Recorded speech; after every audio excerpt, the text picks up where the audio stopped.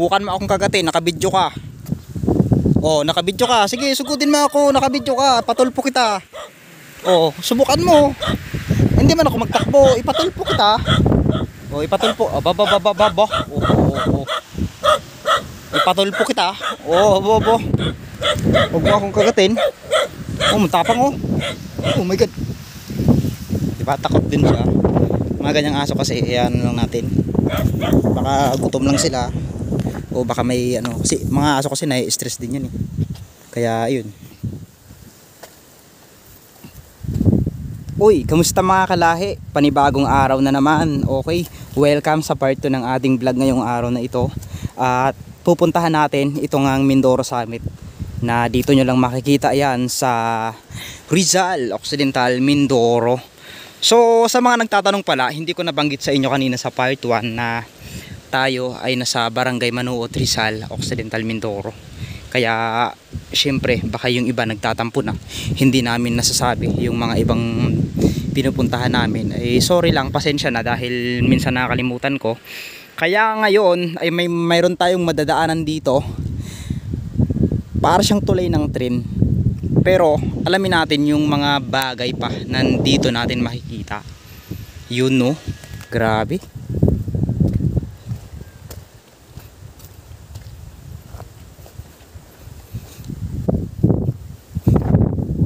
May mga subscriber tayo na nagsasabi, wag ko na daw i-vlog yung mga diwata, multo, paramdam. So disclaimer lang po no, ako po ay isang vlogger. Kumbaga ang mga content ko po is more on stories, vlog, documentaries, at hindi ko po may alis sa aking mga vlogs yung mga kakaibang kwento tulad ng mga misteryo.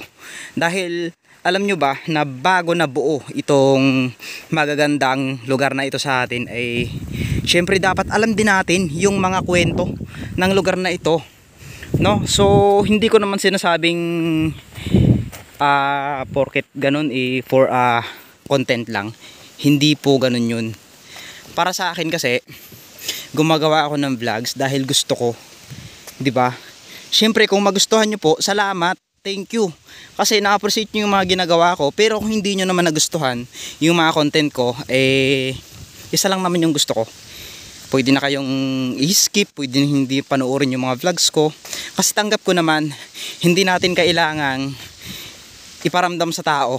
Hindi natin kailangang yung bagay na magugustuhan ka. Kasi kung magugustuhan ka nyan, personal man o hindi, magugustuhan ka nyan.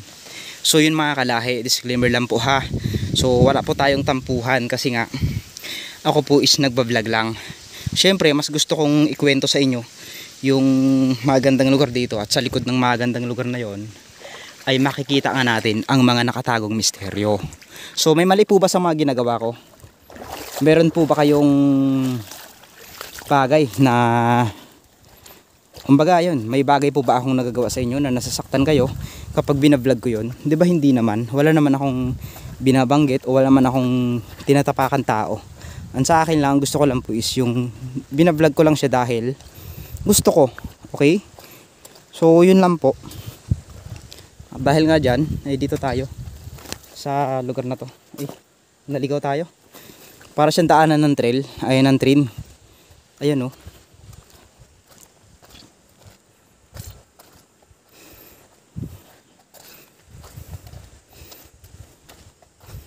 Para siyang daanan ng tren.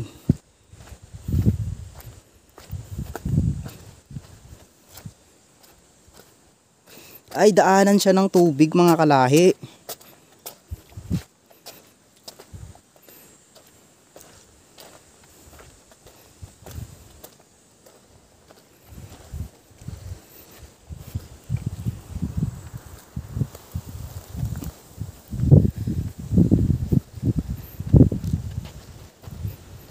At meron tayong nadaanan dito, mga tao na dito sila tumatambay.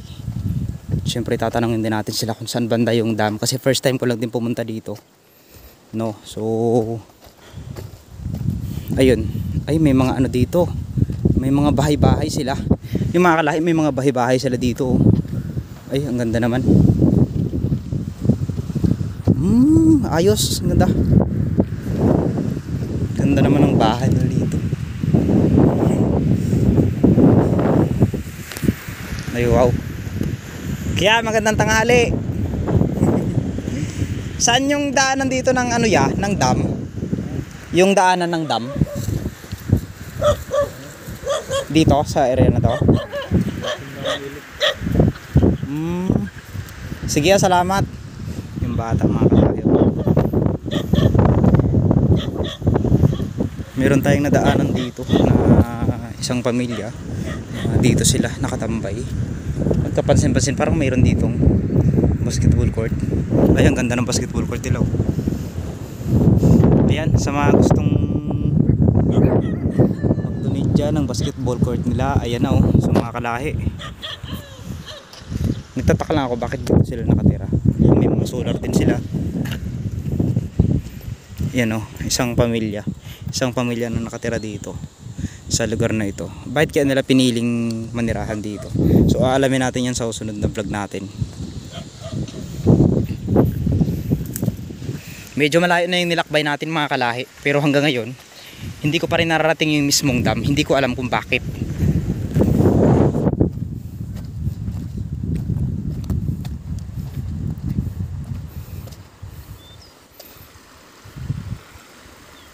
Wow.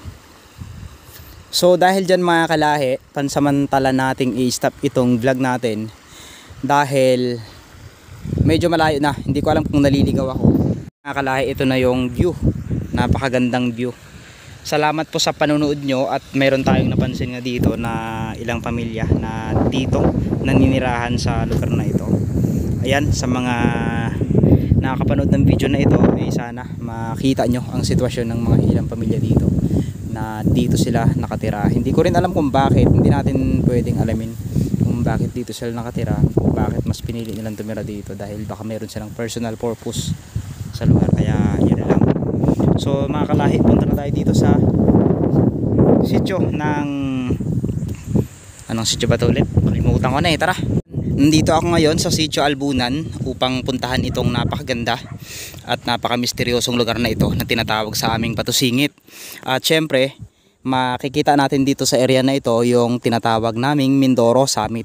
So, napansin ko lang sa lugar na ito na pwede pa itong i-develop. Kumbaga, pwede siyang gawing tourist attraction. Sana may makapansin ng video ko na ito. Kasi makikita nyo nga napakaganda ng mga pine trees dito. Sana balang araw wag nilang tanggalin o sirain, or sana wag masira ng mga malalakas na baha itong area na ito dahil ang ganda nga kasi. Kumbaga perfect talaga siya sa mga turista na gustong mag-unwind, gustong mapag-isa, gustong may kasama. As in gusto lang nila yung nature trip na tinatawag. So yan 'di ba? Pwede siyang kabitan mga kalahi ng tent. Pwede kayong magkabit ng mga tent para kung sakaling dito kayo mag-overnight. Syempre, kung sakaling mag-overnight kayo, magpaalam din muna tayo sa mismong barangay, okay? At sa kanilang sitio leader dito para maging aware tayo sa mga activities na gagawin natin. Syempre, huwag rin tayong magkakalat ng anong mga bagay dito, di ba? O, di ba? Ang ganda. Ang Mindoro ay isa sa napaka-misteryosong lugar dito sa Pilipinas.